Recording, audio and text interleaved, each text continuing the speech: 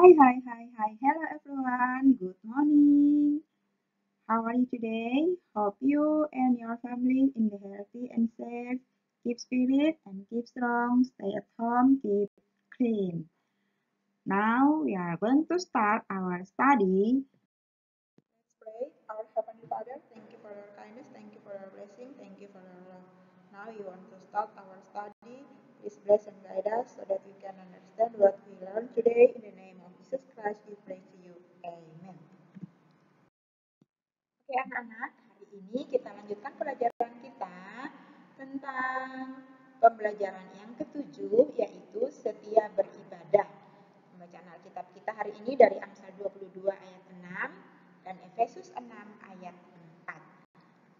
Hari ini tujuan pelajaran yang harus kita capai yang pertama, meneladani kesetiaan Yosua yang setia beribadah kepada Tuhan. Dua, menerima ajaran orang-orang di sekitar, baik orang tua, guru, yang turut berperan dalam membiasakan membentuk anak-anak untuk setia beribadah. Dan yang ketiga, membuat komitmen untuk setia beribadah kepada Tuhan dalam kehidupan sehari-hari. Oke, anak-anak, mari kita melanjutkan pembelajaran kita dengan membaca Alkitab dari Amsal 22 ayat 6. Didiklah orang muda menurut jalan yang patut baginya, maka pada masa tuanya pun ia tidak akan menyimpang daripada jalan itu. Apakah anak-anak tahu siapa yang menulis kitab Amsal? Iya, Salomo adalah penulisnya, mengingatkan kepada orang tua untuk mendidik orang muda, bukan hanya pemuda, orang muda, yaitu mulai dari anak-anak agar diajar sesuai dengan firman Tuhan supaya tidak menyimpang dari kebenaran firman Tuhan. Yaitu dengan tujuan supaya anak-anak itu di dalam masa depannya atau untuk hidup hari depannya dapat menjalani kehidupan sesuai dengan kehendak Tuhan. Kita sebagai orang Kristen sesuai dengan Alkitab atau sesuai dengan firman Tuhan. Karena di dalam menjalani kehidupan banyak tantangan godaan yang harus dihadapi, maka Salomo sebagai orang yang penuh hikmat dicatat di dalam Alkitab mengingatkan para orang tua, guru di sekolah maupun guru di sekolah minggu maupun orang tua juga yang sekaligus sebagai guru di rumah tetap mengajarkan kebenaran firman Tuhan sebagai fondasi bagi anak-anak mereka. Oke. Hal yang sama juga dikatakan oleh Rasul Paulus di dalam Perjanjian Baru, khususnya di dalam kitab Efesus 6 ayat 4. Mengingatkan kepada para orang tua, khususnya para bapak-bapak, untuk jangan membangkitkan amarah di dalam hati anak-anak mereka, tetapi didiklah mereka di dalam ajaran dan nasihat firman Tuhan. Jadi, tugas dan tanggung jawab orang tua, khususnya bapak atau ayah, dan juga ibu mendidik anak di dalam firman Tuhan, di dalam kebenaran firman Tuhan. Oke, tetapi anak-anak harus mengingat, lihat itu papa, jangan buat kami marah anak-anak. Ingat, anak-anak juga wajib menghormati orang tua. Anak, ketika orang tua sudah mengajarkan hidup sesuai dengan kebenaran firman Tuhan dan anak tidak lakukan, itu bukan berarti ayah atau orang tua tidak melakukan apa-apa dan membiarkan anak-anak. Bukan ya anak-anak. Ketika anak menyimpang dari ajaran firman Tuhan, orang tua harus mendidik mereka, mengingatkan mereka, mengarahkan mereka. Oke. Lalu kemudian hal yang sama juga dikatakan di dalam Alkitab, ya. Ketika orang tua mengajar anak, mendidik anak di dalam takut akan Tuhan, itu juga supaya anak diajar setia beribadah kepada Tuhan. Seperti di dalam Alkitab Yosua yang dari masa mudanya setia beribadah kepada Tuhan. Nah, Yosua ini adalah cucu Elisama, kepala suku Efraim. Pada masa mudanya dia menjadi seorang pelayan atau abdi Musa. Musa seorang pemimpin tokoh besar di dalam Alkitab dan Musa meskipun dia pemimpin yang besar, dia juga butuh topangan dukungan orang lain di dalam menjalankan perintah Tuhan untuk boleh menjadi tetap setia beribadah kepada Tuhan. Dan Yosua sebagai abdinya pada saat itu menunjukkan kesetiaannya beribadah kepada Tuhan saat bangsa Israel harus berperang melawan orang Amalek. Ya, ketika bangsa Israel berperang melawan orang Amalek sebagai bangsa kafir pada waktu itu, Musa harus berdoa kepada Tuhan. Dan ketika Musa berdoa kepada Tuhan, ketika Musa menurunkan tangannya karena lelah, bangsa Israel, Alkitab catat mereka kalah di dalam peperangan. Tetapi Tuhan memakai Harun dan Hur untuk menopang tangan Musa, dan ketika Musa mengangkat tangannya, maka bangsa Israel mengalami kemenangan memimpin bangsa Israel berperang yang saat itu dipimpin oleh siapa? Ya, Yosua. Nah, kesetiaan Yosua itu dia tunjukkan kepada Musa pada waktu dia terus memimpin bangsa Israel mengalahkan orang Amalek, dan juga ketika Musa berada di atas gunung Sinai, Yosua harus menunggu Musa di kaki gunung Sinai itu selama berapa hari? Iya, 40 hari 40 malam. Apakah anak-anak mau menunggu orang 40 hari 40 malam?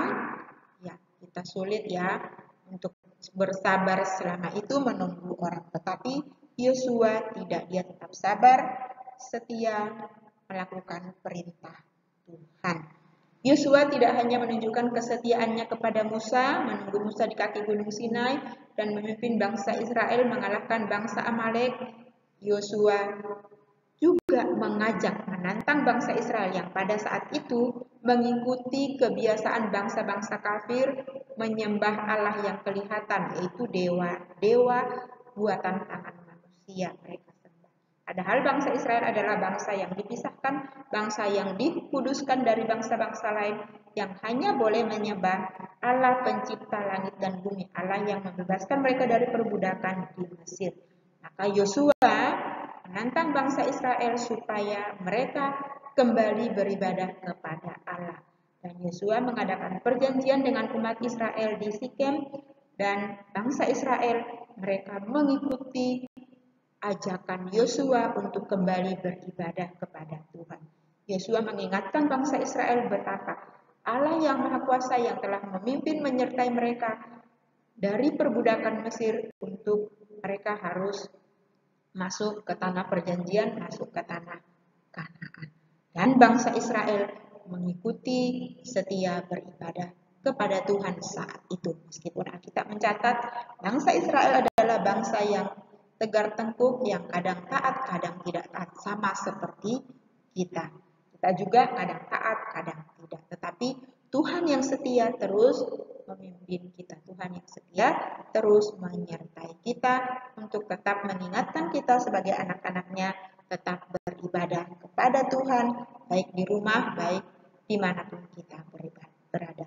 Ingat anak-anak, beribadah itu bukan hanya melakukan hal-hal yang bersifat rohani, tetapi masih ingat ibadah itu adalah seluruh aspek kehidupan kita. Baik kita belajar, baik kita bermain, baik apapun yang kita lakukan itu adalah wujud ibadah kepada Tuhan. Nah, untuk setia beribadah seperti Yosua yang setia beribadah dari masa mudanya, kita tidak dapat melakukannya sendirian. Kita perlu bimbingan orang tua, guru, sebagai wakil Tuhan yang bertanggung jawab mendidik dan mengajar kita.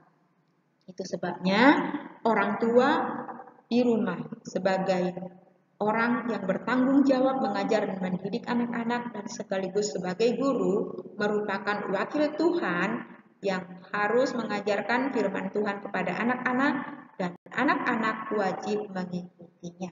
Sehingga kita, baik orang tua maupun anak-anak yang sudah diajar, tetap boleh setia beribadah kepada Tuhan dalam kehidupan sehari-hari.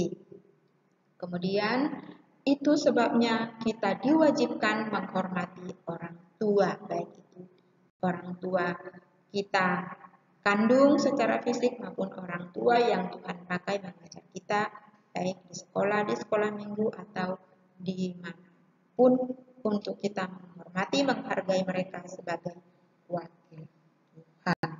Ya, anak-anak, pelajaran hari ini teacher harap anak-anak bisa mengerti dan anak-anak dapat menerapkan setia beribadah kepada Tuhan. Setia beribadah kepada Tuhan dapat dilakukan dengan hal-hal seperti melakukan perintah Tuhan, menghormati orang tua, belajar dengan tekun. Misalnya tokoh-tokoh di dalam Alkitab yang menunjukkan kesetiaannya seperti Abraham, Yusuf, Daniel.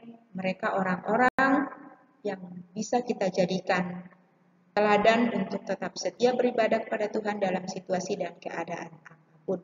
Dan teladan yang sejatinya kita teladani yang tidak memiliki cacat celah kesalahan adalah Tuhan Yesus, tentunya sebagai teladan kita untuk menunjukkan kesetiaan beribadah sampai Dia rela naik ke atas kayu salib, menyelamatkan kita dari dosa dan memberikan kita iman sehingga kita dapat setia beribadah kepada Tuhan setiap hari. Oke, sampai di sini pembelajaran kita.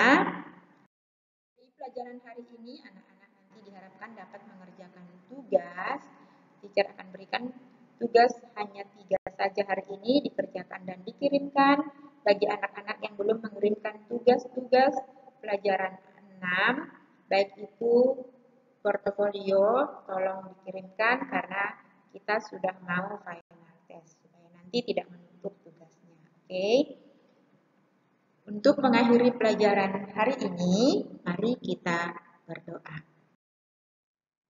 Our Heavenly Father, thank you for your kindness, thank you for your blessing, thank you for your love. Now we have done our lesson today. Please bless and guide us to keep what we learned today and to apply what we learned in our life. In the name of Jesus Christ, we pray to you. Amen. Okay, thank you for your attention. See you next time. Keep spirit and keep strong. Stay at home. Bye-bye. See you. Cheerio.